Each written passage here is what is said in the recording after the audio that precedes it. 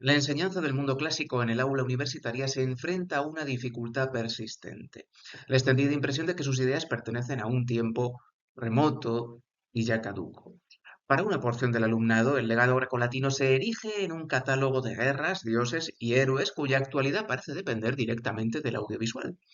Aquiles, Hércules, Ulises o Medusa sobreviven porque han sido reciclados por el cine, la animación, el cómic o el videojuego. Otros materiales, en cambio, permanecen fuera de este circuito y corren el riesgo de ser vistos como curiosidades excéntricas sin conexión con debates y problemas contemporáneos. El comparatismo puede actuar como un puente que salva distancias cronológicas. Para ello, no debemos limitarnos a utilizar el streaming o los videojuegos como un gancho o clickbait con el que captar la atención. Mi meta es más ambiciosa y profunda. Leer los textos antiguos como depósitos de inquietudes que siguen activas en el presente. Para el caso que ahora nos concierne, esta comparación demuestra que dilemas éticos odiernos en torno a la relación entre los humanos y los animales, como la domesticación, la instrumentalización y el consumo del ganado, recorren épocas, soportes y géneros diversos. Mi propuesta se ubica en estas coordenadas. El punto de partida es la historia de los animales de Claudio Eliano, rétor de los siglos segundo y tercero después de Cristo. Una obra miscelánea en la que se recopilan noticias, anécdotas, maravillas y relatos sobre la conducta de las criaturas no humanas. Eliano no es un naturalista moderno ni tampoco un militante del animalismo. Su mirada participa de los presupuestos antropocéntricos de su era. Los animales son clasificados, admirados o censurados desde una perspectiva moral humana que casi nunca renuncia a la superioridad.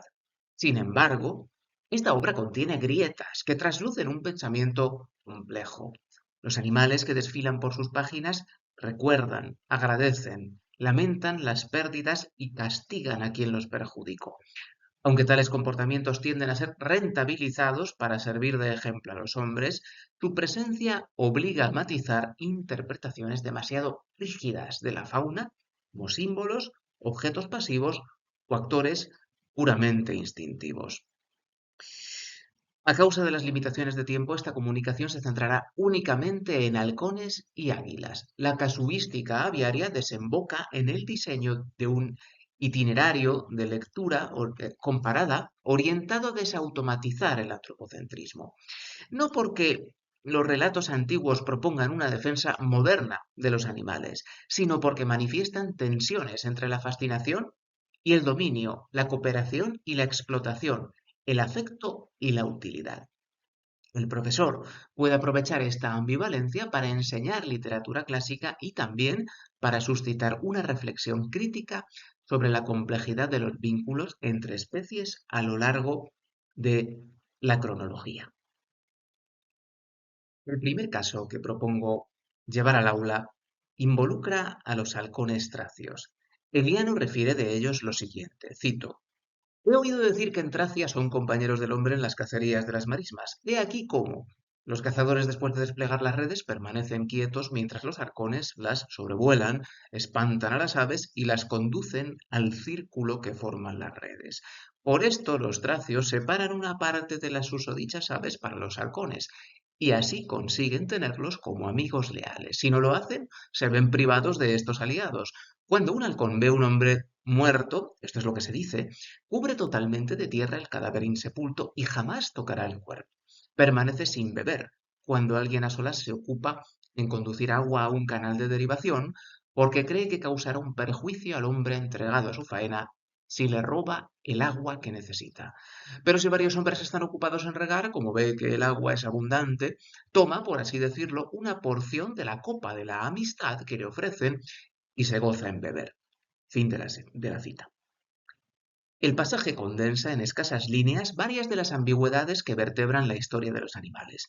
A simple vista, Eliano celebra una alianza provechosa entre humanos y aves de presa. Los halcones no devienen símbolos ni elementos paisajísticos, sino colaboradores activos y conscientes de los cazadores. En ciencias biológicas, esta economía de la reciprocidad se denomina mutualismo. Los hombres se benefician de la habilidad cinegética de los halcones y los halcones reciben a cambio una compensación. Conviene, eso sí, no precipitar una exégesis entusiasta. La escena se vale del campo léxico de la amistad. Eliano habla de amigos leales y de aliados. Pero se trata de una amistad sostenida por el interés. Los halcones ayudan porque obtienen sustento. Los humanos los consideran aliados porque aumentan así sus capturas. Esta solidaridad no nace del azar ni de un afecto desinteresado, sino de una práctica compartida que beneficia a ambos colectivos. Este detalle introduce una primera cautela. No todo pacto entre hombres y animales conlleva la suspensión de las jerarquías especistas. Incluso la convivencia armoniosa está supeditada a la lógica de la ganancia humana. También merece nuestra atención la parte en que Eliano cita rasgos loables del halcón. El texto abandona la materialidad del encuadre cinegético para encumbrar a la rapaz como dechado de virtudes. Ya no es sólo un auxiliar, sino un ser capaz de obrar con respeto, prudencia, contención y sentido de la justicia.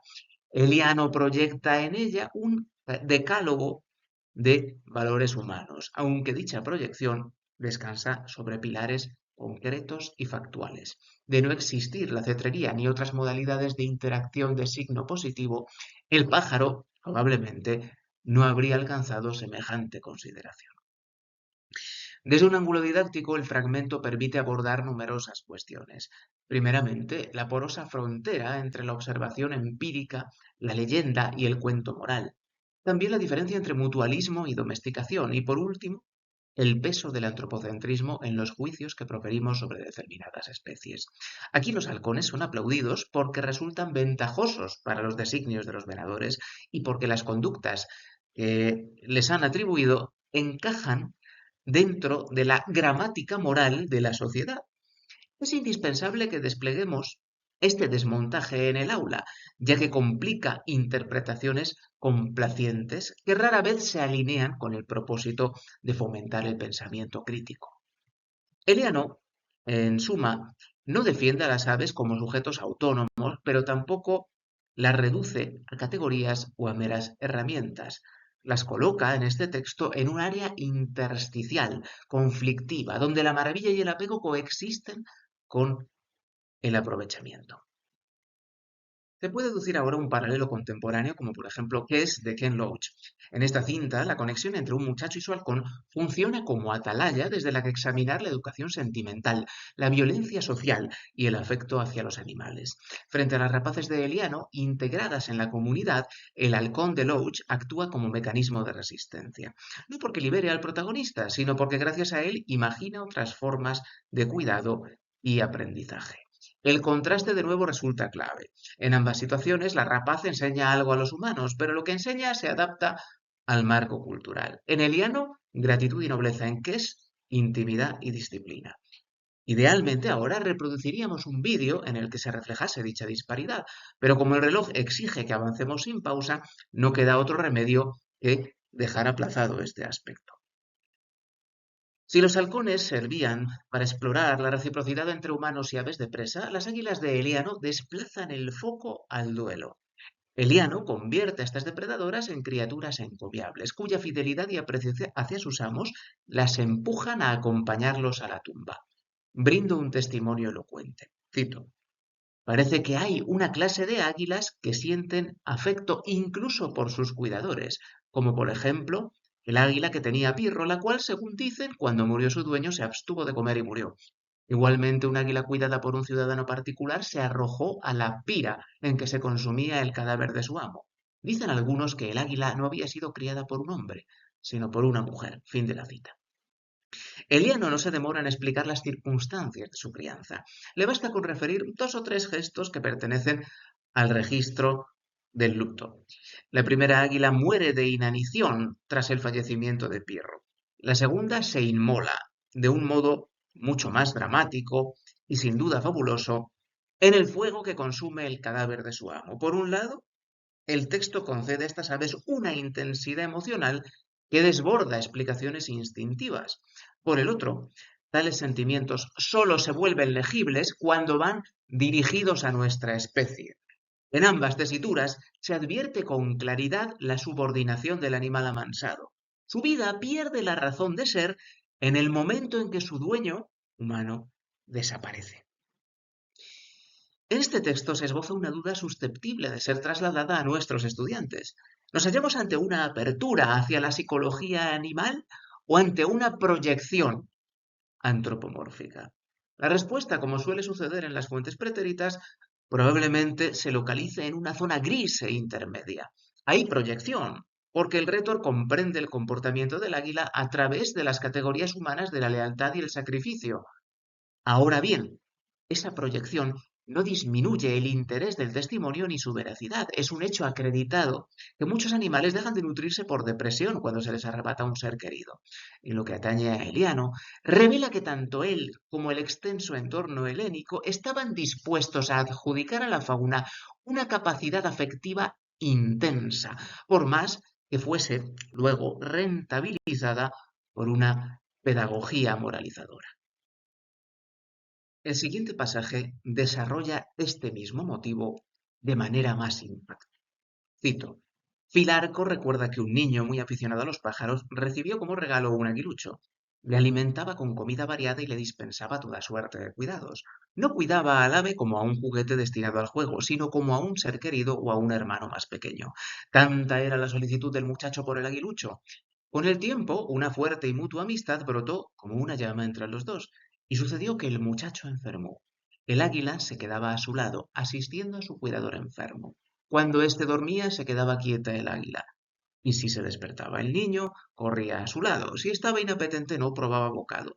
Cuando el muchacho murió, el águila acompañó al cadáver hasta la tumba, y cuando se le incineró, se arrojó a la pira. Fin de la cita. El niño no trata al aguilucho como un juguete, sino, cito, como a un ser querido o a un hermano más pequeño. Fin de la cita. Esta precisión resulta fundamental, porque diluye, o por lo menos complejiza, el imperativo antropocéntrico de poseer y controlar a las mascotas, disolviendo las fronteras entre lo que se considera una propiedad y aquellos a los que llamamos familia. El ave no es, en suma, un objeto destinado a entretener al muchacho, aunque tampoco un autor independiente. Se sincroniza con él, opera como su reflejo. Esto es, su agencia, su telos, consiste en ponerse al servicio de su dueño humano. La ternura y la proximidad sentimental enmascaran en el recuento de Eliano un especismo que jamás se desvanece. Desde un encuadre didáctico, este relato es todavía más potente que el anterior. Permite trabajar la distinción entre adiestrar animales para nuestro deleite y reconocerlos como compañeros. También se puede emplear para desarmar la asociación entre la infancia y el apego hacia los animales, como sucede en otras tantas narraciones modernas, sin ir más lejos, que es la cercanía emocional con una criatura no humana permanece afincada en el territorio de la niñez. ¿Acaso porque se espera que el adulto se haga cargo de asuntos más importantes, esto es, de otras personas? Como conclusión, este vuelo fugaz por Eliano ofrece una primera muestra de un corpus copioso, repleto de cuentos del mismo Jaez.